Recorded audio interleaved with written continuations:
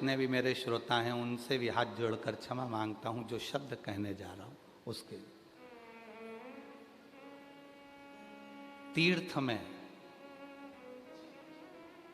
भजन करो, एक जगह बैठो, दर्शन करो, पर तीर्थ में व्यर्थ किसी गली मोहल्ले चौराहे पर ना घूमो।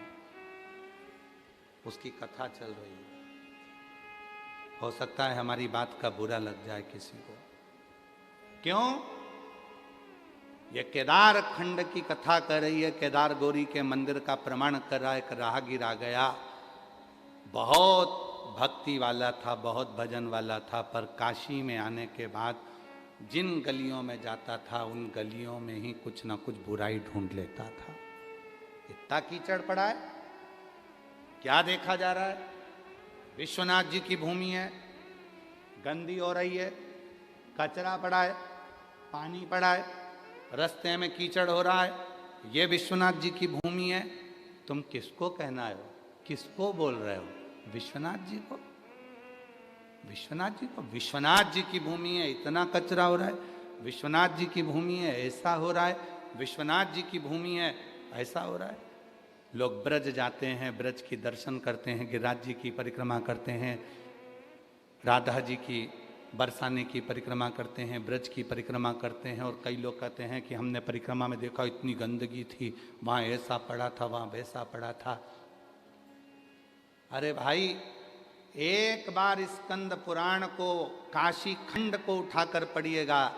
राहगीर की कथा कहती है, वो राहगीर आया था तप करने के लिए, आया था भजन करने के लिए, आया था काशी मंत्र जाप करने के लिए, पर वो स्थिर ना रहकर यहाँ वहाँ भ्रमण करा। और भ्रमण करने में उसने सब चीज़ों में गलत देखा। अंत में उसके शरीर में एक रोग हो गया, एक रोग। वो शरीर के एक रोग से ग्रसित हो गया, और रोग भी ऐसा था कि वो रोग साधारण नहीं था, उसका शरीर पूरा गलने लगा, पूरा शरीर। आप तो विश्वनाथ की धरा पर रहते हो तो आपको ये कथा याद होगी। केदारखंड में जो रहते हैं उनको इसमें स्मरण होगा, याद होगा। शरीर में ऐसा रोग हो गया कि वो शरीर का पूरा शरीर धीरे धीरे गलने लगा, और गलने लगा तो वो नीचे की ओर गिरने लगा। बड़ा दुखी हुआ। एक दिन गुहार करने लगा विश्वनाथ जी से, गंगा का स्नान कर कर। मैंने तो सुना था गंगा तरण तारण है, मैंने तो सुना था कि गंगा मुक्ति दे देती है, मैंने तो सुना था कि विश्वनाथ सबके संकट हर लेते हैं, दुख हर लेते हैं, कष्ट हर लेते हैं, इसलिए मैंने ये सुना था, पर मैं तो आज शरीर से ग्रसित हो गया। मैं शरीर से आज बीमारी से ग्रसित हो गया। ये क्यों? किस लिए? तभी एक संत निकल कर जा रहे थे गंगा स्नान कर कर, जो अपनी कुटिया से कभी बाहर नहीं निकलते थे। संत, साधु, सन्यासी, तपस्वी, साधक, उपासक, एक अच्छा शिव का भक्त जिस जगह पर रहता है, अगर काशी में आया है तो उसको दर्शन करना है, दर्शन करके सीधे अपने कक्ष में जाना है, फिर भजन में लग जाना है, फिर किसी दर्शन करने जाना है, सीधे कक्ष में जाना है, भजन में लग जाना है।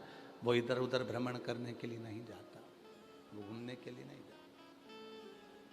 हम भी नहीं निकलते, बाबा जी, चंदन भैया, निकलना नहीं होता हमारा।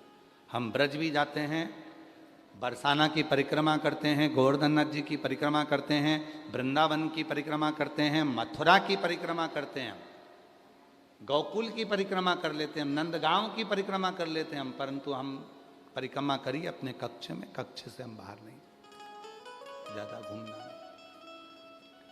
मैंने तो सुना था कि विश्वनाथ जी की भूमि पर आकर लोगों के दोष मिट जाते हैं, मेरे तो शरीर में रोग हो गए, शरीर में रोग। क्यों हुआ? गंगा का स्नान कर कर एक संत निकल कर आ रहे थे, हाथ में उनके एक छोटी सी बाल्टी थी, बाल्टी में गंगा का जल था, हाथ में एक टेढ़ी आड़ी सी छड़ी थी, बाल खुले थे, महाराज गले में एक रुद्राक्ष पड़ा हुआ था लाल धागे में और तन पर एक लंगोट थी।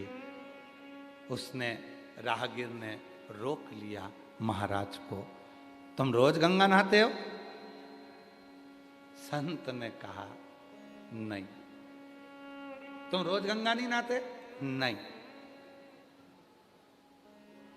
परंतु मैं तो 15 दिन से देख रहा हूं कि तुम रोज गंगा नहाने के लिए आते हो और गंगा नहा के जाते हो, और तुम झूठ बोल रहे हो काशी में रहकर। कहा मैं गंगा नहीं नहाता, मैं तो मां की गोद में निवेदन करने के लिए आता हूं, मैं गंगा नहीं नहाता। नहाना किसको कहते हैं आपको मालूम है? स्नान में और नहाने में अंतर है बहुत बड़ा, जमीन और आसमान का अंतर है। नहाना कहते हैं पानी को अपने ऊपर डाल लेना, साबुन लगा लेना, सर्फ लगा लेना, उपटन लगा लेना, शैम्पू लगा लेना, इसको नहाना कहते हैं। और स्नान कहते हैं जिस पवित्र नदी में स्नान करने के लिए गए हो वहाँ जाकर उस माँ को प्रणाम कर कर कहना कि मेरी जिंदगी के संचित पापों को समाप्त कर देना, मैं तेरी शरण में आया हूँ। इसको स्नान कहते, इसको स्नान कहते। आप रोज नहाते हो? नहीं। मैं 15 दिन से देख रहा हूं आप रोज निकल कर जाते हो, बाल्टी रहती है, डंडा रहता है, गले में रुद्राक्ष रहता है, लंगोट बंदी रहती है, बालों में से पानी टपकता रहता है, बालों में से पानी टपक रहा है आपके, और झूठ बोल रहे हो। क्या बात क्या है बोलो? मैं आया था, मैं राहगीर हूं, दूर देश से आया हूं और यहाँ बाबा विश्वनाथ जी की धरा पर तप करने, साधना करने, व्रत करने, यहाँ मैं नियम धारण करने आया था यहाँ, परंतु मेरे शरीर में रोग हो गया है। तो संत ने कहा इस रोग को लाने वाला कोई दूसरा नहीं है, इस रोग को लाने वाले तुम खुद हो। अगर जिसके घर में आओ ना उसके घर की तारीफ करो, कभी उसके घर की बुराई नहीं करना चाहिए।